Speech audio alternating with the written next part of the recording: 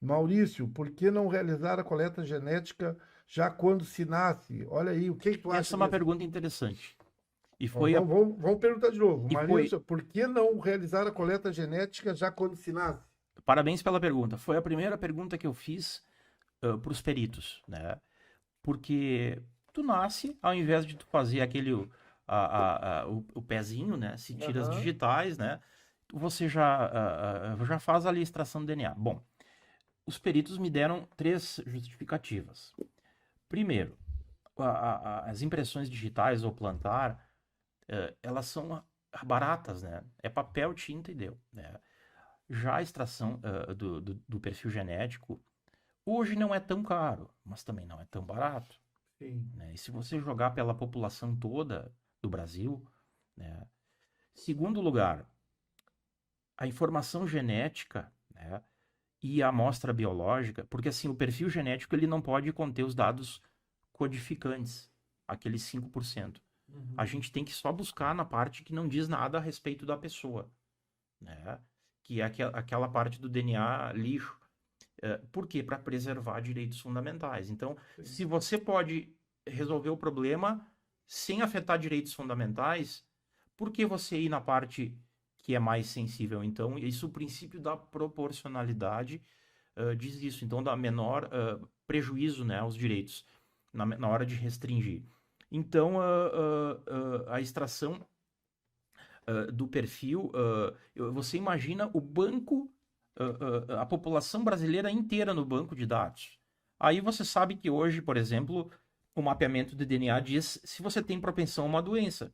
Aquela atriz americana, Angelina Jolie, vocês sabem que ela fez a ablação das duas mamas, ela tirou as mamas e botou prótese, porque ela tinha altíssima tendência a ter câncer de mama, né?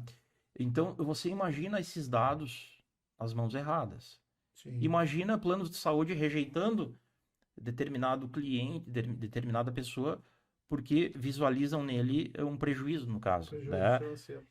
Tem um filme, o Gattaca, ou Gattaca, um filme antigo, né?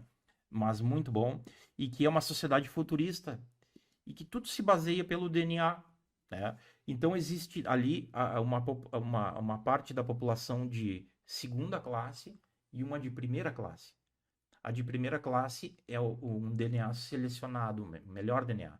E a de segunda categoria é um DNA piorado, né? Uhum. Então, os de DNA bom, melhores empregos, são os campeões nos esportes, né? Os outros têm que se contentar com o pior. Então, é engraçado o filme porque as moças, quando vão namorar um rapaz, primeira coisa, elas fazem uma análise do DNA do rapaz, né? Então,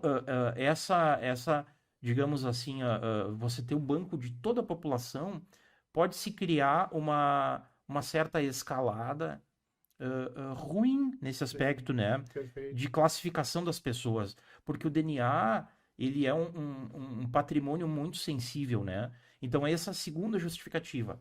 E a terceira, que é curioso e até tragicômico, né? É que os peritos dizem que isso daria muito problema com a questão da paternidade, porque o índice de pessoas que pensam que são filhos de alguém e realmente não são é alto. Uhum. É um percentual que a gente. Então, isso geraria até um problema social, né?